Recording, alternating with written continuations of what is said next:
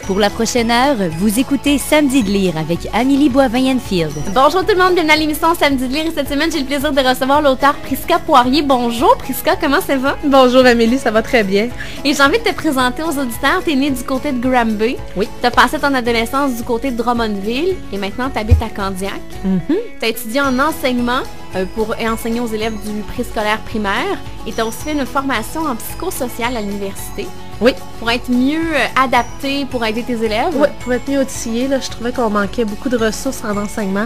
Alors, je me suis dit, je vais me former et je vais être la ressource pour mes élèves. Alors, j'ai fait ça par les soirs dans mes premières années d'enseignement. On voit à quel point, quand tu te lances dans quelque chose, tu te lances à fond. Oui. Oui, tellement.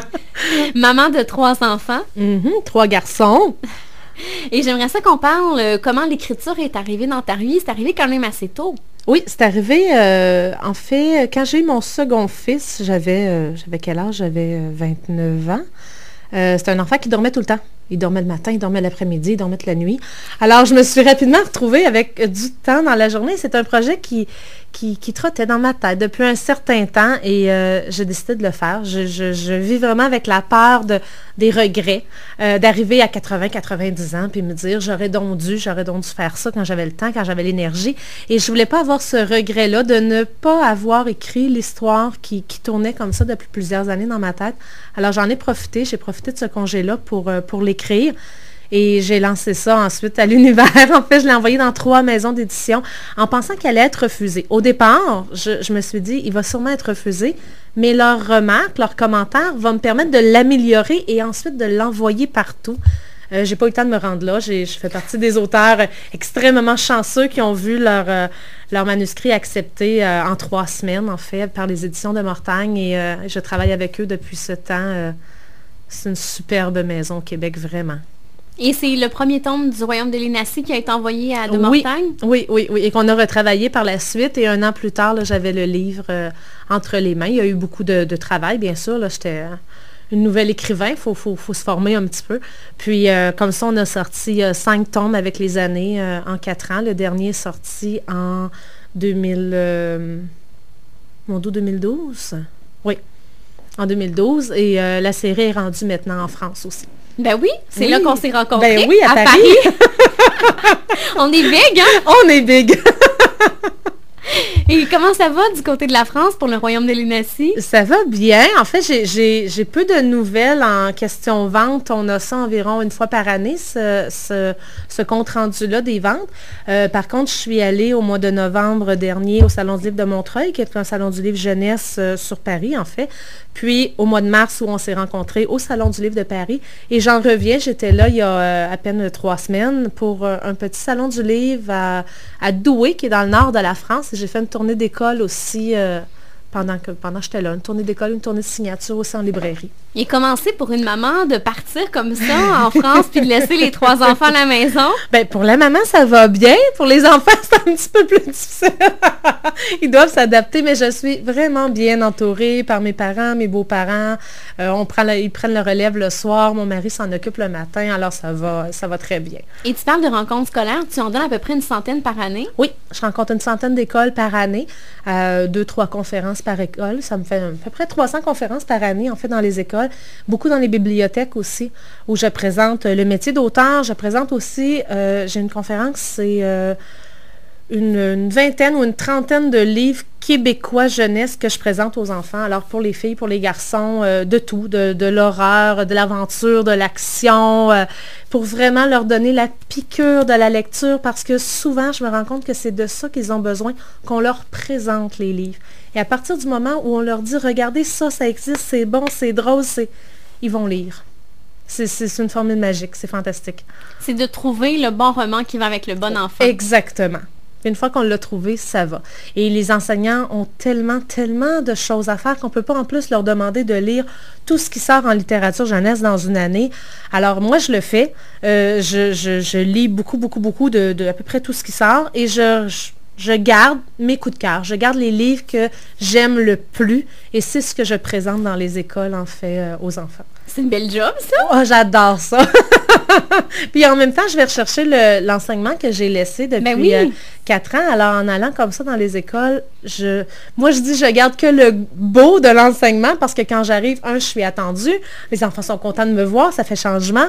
J'ai aucune discipline à faire, aucun bulletin, aucune rencontre. Je n'ai que à leur transmettre ma passion et ils sont intéressés à l'écouter. C'est le beau de l'enseignement. J'ai que ça.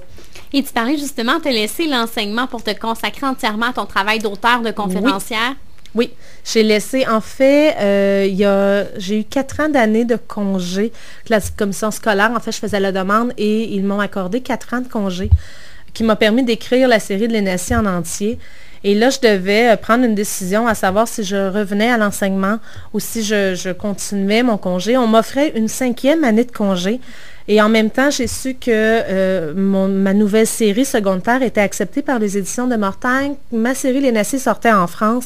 Alors, je me suis demandé, est-ce que dans un an, je vais être plus prête à revenir à temps plein à l'enseignement? Avec 3 jeunes enfants à la maison, la réponse était non. Et est-ce qu'on aurait accepté un temps partiel après 5 ans de congé? Je ne pense pas. Je n'ai pas pris cette chance-là. Alors, je me suis dit, bon, je me lance dans le vide. Je laisse mon poste d'enseignement à quelqu'un qui attend ça. Et je me lance et on verra. Et pour l'instant, je continue. Parlons, Jean, du Royaume de l'Énacie. On est rendu à quoi? Plus de 70 000 exemplaires vendus? On a dépassé 70 000 exemplaires vendus depuis quelques mois déjà. Et ça va vraiment bien. Je suis vraiment, vraiment contente. La série continue à bien tourner au Québec, malgré que le dernier tome soit sorti depuis déjà 1 an et demi. Souvent, ce qu'on voit en littérature jeunesse, c'est qu'après 3 mois et demi, les romans sortent de librairie parce qu'il y a beaucoup d'arrivées à chaque mois. Et moi, j'ai la chance vraiment que le Royaume de l'Énacie continue à faire les cubes au centre des librairies. Et c'est une belle histoire et je pense que je sais pas, les jeunes l'aiment, alors c'est un coup de cœur, ça fonctionne bien. Parlons-en de l'histoire, on intrigue les auditeurs depuis tout à l'heure. 5 tomes. Raconte-nous un peu brièvement l'histoire sans donner trop de punch. Oui, bien sûr. L'histoire de l'Énacie, en fait, c'est une jeune fille qui va découvrir un jour qu'elle n'est pas seulement humaine, comme elle pensait, elle est également sirène. Elle va descendre dans l'océan Atlantique, elle va découvrir ce monde-là, elle va se découvrir une nouvelle famille, elle va découvrir qu'elle a un frère jumeau. Et ensemble, j'aime vraiment la dualité garçon-fille. On pense pas pareil, un gars et une fille. On fait pas les choses de la même façon. Okay. Et moi, de mettre ces 2 personnages, un masculin, un féminin, en confrontation, je trouve ça vraiment, vraiment le fun. Ça permet toutes sortes de quiproquos, ça permet toutes sortes d'aventures différentes. Et c'est ce qui arrive. En fait, Marguerite et son frère jumeau Hoche vont très bien s'entendre et ils vont décider de participer à des épreuves qui ont pour but de trouver les nouveaux souverains du royaume. Parce que dans ce monde-là, c'est toujours un frère et une sœur qui règnent ensemble. Puis, c'est un livre d'action, c'est un livre d'aventure. Alors, ils vont devoir passer à travers d'une multitude d'épreuves qui vont grandir en force aussi et en difficulté d'un tome à l'autre pour voir s'ils sont capables de régner sur le royaume. Puis ils vont être confrontés aussi à toutes sortes d'autres concurrents. Alors des concurrents qu'on va aimer, des concurrents qu'on va détester. Oui. Vraiment. Et mais c'est ça aussi la vie. Et on va voir qui aussi évolue et qui n'évolue pas. C'est triste, mais il y a des gens qui n'évoluent pas beaucoup dans la vie. C'est ce qu'on va retrouver aussi un peu dans le livre. Alors des rancœurs qui perdurent avec le temps. Puis ça serait donc plus facile si ça s'arrêtait, mais on ne prend pas les décisions pour les autres. Alors, on se rend comme ça jusqu'au 4e tome. À la fin du 4e tome, on sait qui va régner sur le royaume de l'Énacie. Et le 5e tome, on est 8 ans plus tard. Alors, on va voir justement les personnages qui sont rendus adultes, on voit ce qu'ils sont devenus, on voit ce qui se passe à ce moment-là. Plus que ça, là, je te vends des punchs. Et l'inspiration, est-ce que tu étais fan de sirène quand tu étais petite? Non, en fait, j'ai même peur j'ai pas peur de l'eau parce que je me baigne dans une piscine sans problème. J'ai peur de l'océan. J'ai écouté jazz quand j'étais petite. Hein? Les Dents de la mer, j'ai vraiment, vraiment, vraiment eu peur, Amélie, c'est fou. Encore aujourd'hui, je me baigne dans un lac. Tu sais, un lac, là, c'est fermé, il y a des petits poissons gris, puis c'est tout, là. Mais moi, je suis dans l'eau, là, puis j'entends la trame sonore de jazz, là. Toulou, toulou, toulou. Faut que je rembarque dans le bateau, pas capable. J'ai vraiment, vraiment peur de ce qu'il y a sous mes pieds. On est des invités sur l'eau, hein. On peut pas vivre, on peut pas... Et je pense que j'ai créé les sirènes, en fait, pour me convaincre qu'il y avait quelque chose de beau dans l'océan. Est-ce que ça a fonctionné?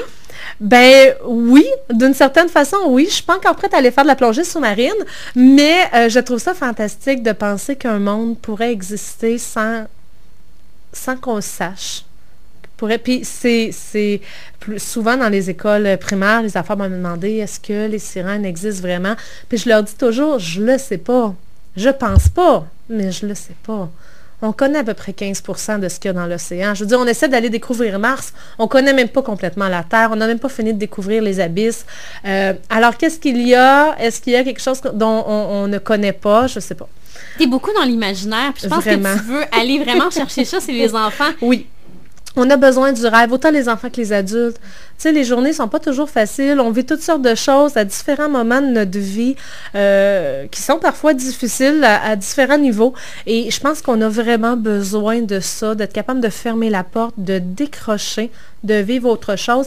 Et je me suis rendu compte aussi que peu importe la difficulté, quand tu arrives à décrocher pendant quelques heures, puis que tu reviens, tu ne vois pas les choses de la même façon. C'est vrai. Ta pensée a changé, ta façon de voir la vie, de voir les problèmes.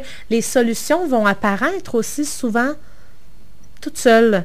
Mais il faut être capable de décrocher. C'est ce que je veux permettre quand j'écris des livres, de vraiment vivre autre chose pour quelques heures.